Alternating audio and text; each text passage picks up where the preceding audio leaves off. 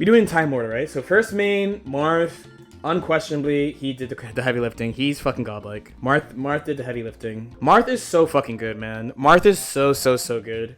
He's fast. He has good footsies. He has good punishes. He's just good. He's just solid. He's solid. He teaches you footsies, but footsies are godly. Like he just does everything, and then he doesn't like, he just stops you from doing shit. He's so sick. I definitely was a really bad player when I picked him up, but I got a lot better, and I got better results after I picked him. There's not that much I can say. Everyone knows how good Marth is. I would say Vyakia is equal footing. So her set play is really good, but she dies really fast. But she wasn't like broken, and she doesn't really have a bunch. She doesn't really have any busted stuff. Like she has one thing that she's really good at, and it's good enough for her to be like A+ tier. But I thought it's a good amount of me, you know, like she dies really fast, especially in a game like Melty where like usually the damage is pretty standardized in French red games. So I think that's like kind of evenish, I would say. After that, and I would say Kohaku, and this is definitely, again, they did the heavy lifting. This character's broken as fuck. Where do I even start? She has a cross-up move in neutral where most characters in Melty don't. She has the unblockable loop. She has a good fucking broken-ass command grab. She has mad damage. She's fast as fuck. Such a good tournament character. Like, she's a command grab character with an unblockable loop. The command grab combo does mad damage. She's fast as fuck. Her combos are baby. She has average life. Like, she has a DP. Like, she has a bunch of shit that's just good for tournaments. Like she carried me. Like, as soon as I switched to her, maybe like a year after I started playing her, when I looked back on the first year, because I won my first major of Kohaku in like 2 months, right? That should also be a flag of like, this character's easy as fuck. But I look back and I was like, dude, I didn't really do anything. I was just doing 40% of all my hits, and my combos was button launcher, BC air throw, and I do 40%. Like that's literally the whole tournament. That was the whole tournament. I did none of her broken shit the first year. Next would be Litchi. Oh, at her best, she'd be here for sure, because she is like borderline broken character in BBCS1. So she's like a dream. Like, Vyakia has like the neutral and the Oki, but Litchi has like God Oki. God, I mean, I'm about to make another video about her by the way, because there's actually more. I did not. For early Blazblue, she is just one of the most important characters. She's one of the most important characters in Blazblue history, and one of the defining characters of early Blazblue, like Chrono Phantasma Blazblue, and even after Chrono Phantasma, she's still a really important character to the game. Like what she does to the game, the type of stuff she could do to you and stuff, how easy it is to loot mix, and we were all bad. Like if we were better, like if she came out now, like it would be absolute nonsense, the type of stuff people would be doing with her. She's just really good character. After her it's probably BB Hood. BB Hood. This is definitely equal footing. She's good but not broken. She's a character where her max potential, she can infinite you and just kill you, but no one can do it. High execution character, very fast. Has like, outside the infinite, like three really cheap things in a game where the top tiers have like many cheap things, except Sako. Even Sako can't do it. After that is Mitsuru. Mitsuru is kind of here they did heavy lifting. Again, I think, like, to be honest, again, I'm using the CS Litchi image, so like CS1 is definitely this, but CT plus CS1 plus CS2 plus CS Extend, she's here. Mitsuru is like, I only played her in Persona 4 Vanilla as a main, and like, again, as many of you know, this character is so rich that she gave me money in real life because she has broken ass normals, really strong. She's one of those characters where because one thing that's actually funny about Strive is like, there are some people I see like in the Baiken hashtag, so hashtag GGST Baiken, every now and then there's a tweet in there like, oh, no one uses Baiken tech, and then they'll have a clip of them doing like a safe jump, and I'm like, nobody's doing Baiken tech? Like, what the fuck, right? But Mitsuru was an example of people literally, they just don't use her good shit. Like, she had Aegis Reflector, that's 3 hits, freezes you. So you could option select almost every DP. There's very, very few things you cannot option select block, and then you can still high-low them. You can still high-low them. She had an instant overhead, which that's just a button. Like, she's so sick. She's so sick, one of my defining characters. And, like, for me, personally, I think, along with Litchi, she's probably one of my main 3 or 4. If other people don't think that Mitsuru is one of my defining characters, I think Mitsuru is one of my defining characters. After that would be, let's talk about Yuzu. I would say equal footing. She's actually crazy. So I found, someone else probably found this, by the way. What I'm about to say is something I found independently of something that someone else probably found. But in Unial, the version of Unial we got, she had an instant cross-up. She could break cross-up protection. It was hard as fuck, though. It was hard as fuck. And I was like, oh, man, if somebody got this down, she would just mix you to death. But I couldn't do it. But besides that, it's just, like, standard, like, screen control. I don't think she really had anything broken. She's a pretty straightforward, fun execution character. After would be Lord Valkenhayn. This character is so fucking ridiculous, bro. He is better than Mitsuru, for sure. He is better than Mitsuru. He is better than... I can't say he's better than CS1 Litchi, CP Valk. I can't say it with a straight face. But he... Oh my god, bro. I mean, I've already talked about him a bunch, too. Every button's 50-50. God anti-air. God mobility. Like, God corner carry. Like, what the fuck are you supposed to do? What do you do against somebody who is an actual good fighting game player, who has broken-ass neutral, and who has that broken-ass backdash, and can 50-50 you from anti-airing you, can 50-50 you off most touches, and then, like, doesn't make mistakes? How do you beat that person? That's, like, a big part of why I picked Valkenhayn. Because I was actually depressed about fighting games at that time. But, Valkenhayn being broken... Have you guys heard of NRE? NRE, New Relationship Energy? Right, so NCE, New Character Energy, is some good shit. New Character Energy will fix your mental for a while. If you're like really depressed about your character, I definitely suggest trying a new character. So when you try a new character, if you have a solid base for fighting games, when you start a new character, when things are happening to you and you're getting fucked up, you think more about what you could do because you don't know what to do than like your character sucks or whatever, or like the whatever negative thought. So that helped me out a lot too. So a lot of these characters that I played, like Marth, Kohaku, Valkenhayn, they're character switches because I was like depressed. But Valkenhayn's sick. He's super sick. I love Valkenhayn. Kokonoe. This is BBCP 1.0 Kokonoe. Anyone can cook. This character is broken as fuck. I made a YouTube video about her, or 2 or 3, about how fucking stupid she is. I actually thought she ruined the game.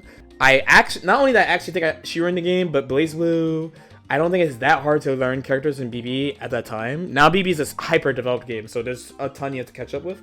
But I was like, she's easy and broken, and I don't want people to say that she earns it. And I knew people didn't like me as a player, so I was like, oh, if I win with her, people will say that she's broken. So, petty LK strikes again. We're around Ultimax. So I did play, this is Shadow Mitsuru, actually. This is not Ultimax Mitsuru. Margaret, that's a tough one. Did I do the heavy lifting for Margaret, or is it equal footing?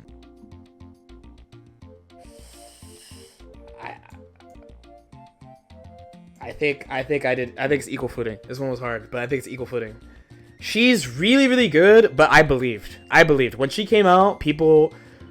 a lot of the new players were like, she's really broken, but a lot of tournament players were like, yo, this character sucks. Like, she can't, there's like a ton of shit she can't do. Like, what the fuck is the point?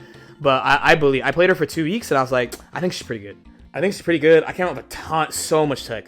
I think Taichi at that time, definitely a better player, both a better fighting game player and a better Persona player than myself. But his Margaret was pretty just like fundamentals. Just like, oh, my fundamentals are better, my defense is better, and she does a lot of damage, so I'm gonna kill you. Where I did a bunch of like tricky shit and kept trying to like push the character's stuff.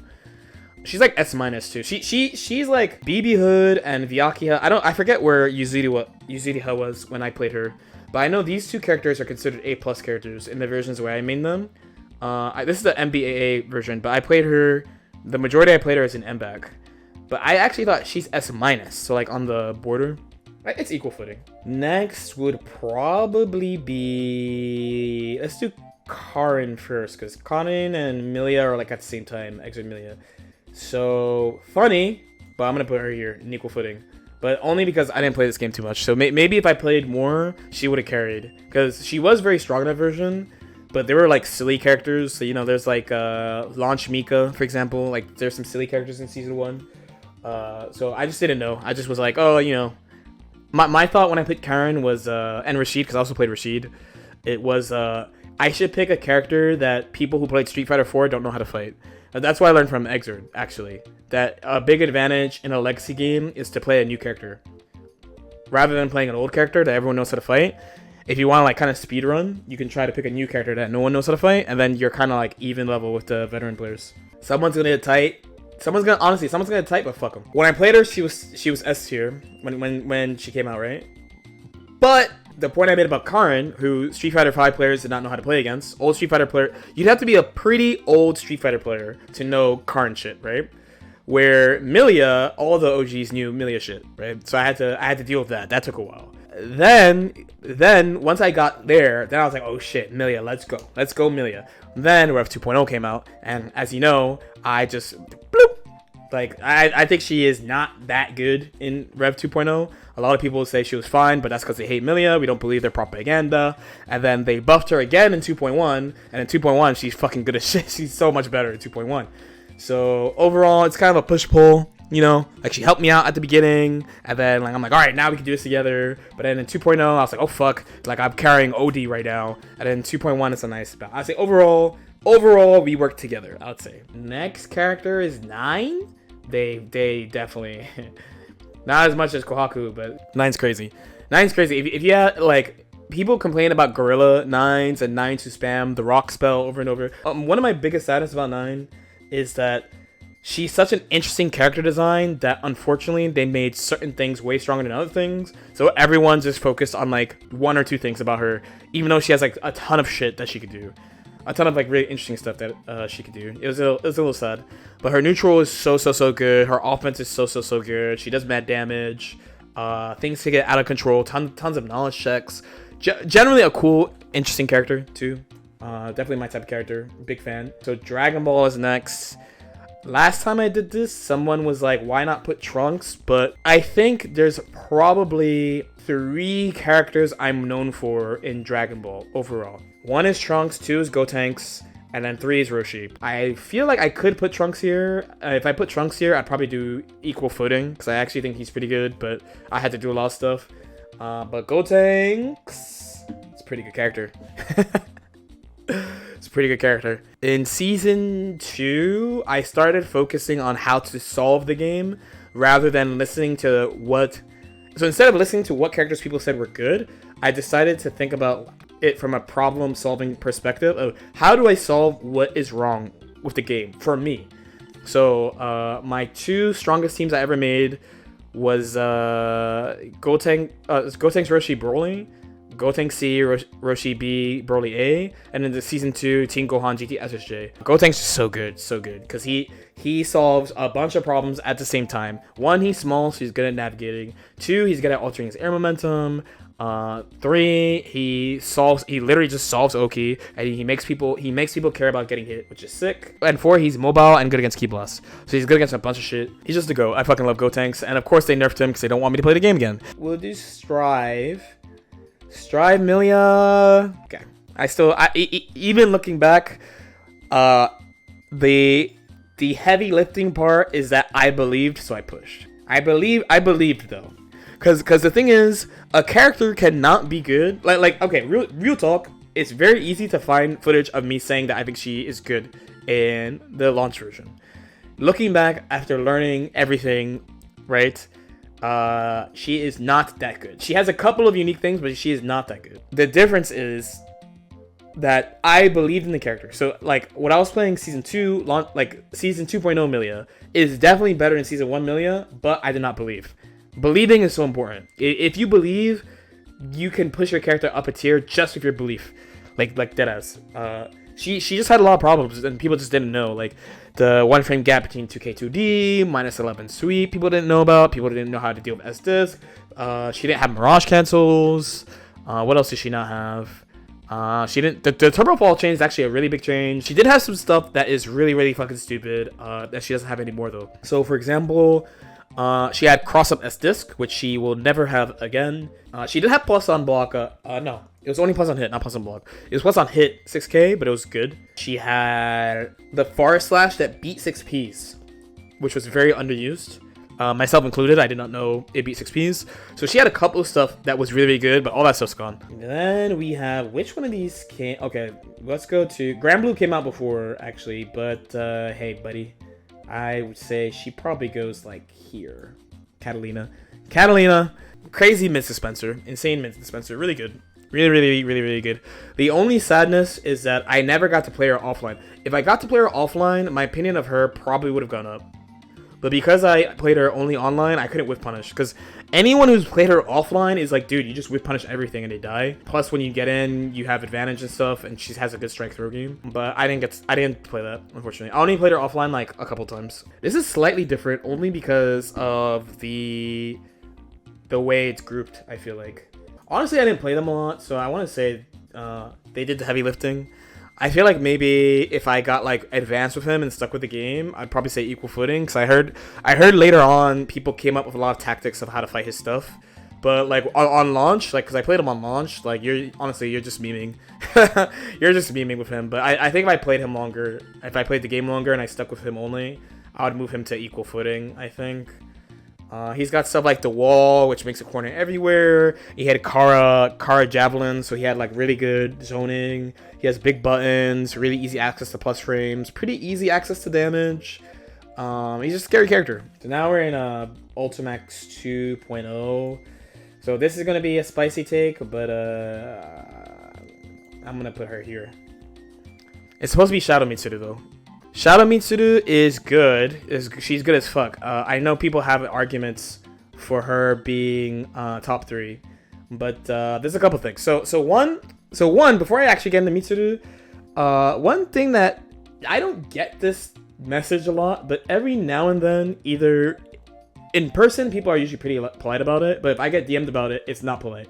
It's somebody who plays a game that I used to play who's like, oh, you're ass, or you don't know shit, or like blah blah blah about like a game that I'm not playing that I used to play, and you need to shut the fuck up. That shit is crazy. You need to shut the fuck up. What, bro? I'm not talking about your game, man. Like what are you talking about? The ACR people have way more reasons to fucking shoot me than like Persona players or something, right? Like what the fuck? That's mad random. And one of them is actually about Mitsuru, because I said one thing about Shadow Mitsuru, even though she's an arguable best character in the game, like normal Mitsuru from Vanilla, I don't like how much of her game plan is the threat of hitting them. Like, I don't want to be minus on all my shit, and then the fear is, oh, if I hit you, I kill you. I don't like that. I do not like that at all. I do not like that. I'm tired of that shit. That shit is really stressful. It's not fun, and I do not have the heart to do it. And when I was playing Shadow Mitsuru, I actually had I have like a feeling that I like noted down that I've experienced in past character switches. So like when I switch from V Akiha to Kohaku, or CP 1.0 Litchi to Valkenhayn, from Roy to Marth, from base Vegeta, Trunks Broly to Gotenks Roshi Broly, there's a feeling of like of despair that comes from lack of control of outcomes, I guess. It's probably the best way I could put it. And while I was playing Shadow Mitsuru, I was like, this shit's cap. Like, I don't know what to say. This shit's cap. Like, she does so much damage. I know she's good. Everyone says she's good. I know she's good. But I just feel like I'm disadvantaged all the fucking time. And that shit is not fun. Just to do some fucking combo that I might drop online. No, that shit is pain. So, even though probably character strength wise, if it was like a tier list by letters, she's like an easy S tier. I feel like from the perspective of, oh, from me playing them, it's because there's so much of you in that, because you gotta hit them, and she's a mid dispenser also. She's a mid dispenser of all her shit's minus, besides like one thing.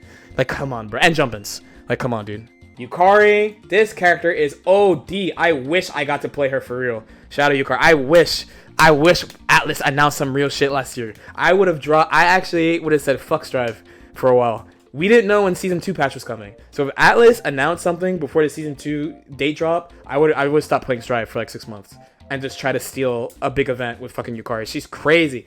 She's so good. Her shit is not fucking minus. She gets restand the 50-50s, and if she hits you, she kills you. That shit is sick. And she has auto zoning, which is, if you remember, I detest auto zoning. I think auto zoning is really stupid and takes no skill, and she has it. Crazy, brazy. There is quite a high skill floor. Like, to actually be able to play her, there's a skill floor. It took me like two to 3 weeks to get like okay with her. But once I started getting it, I was like, yeah. Oh, I didn't even think about Tornado. Yeah, it's just Tornado. She's all this shit, bro. She's so sick. She's so sick. That's the type of shit. That is a tournament winning character.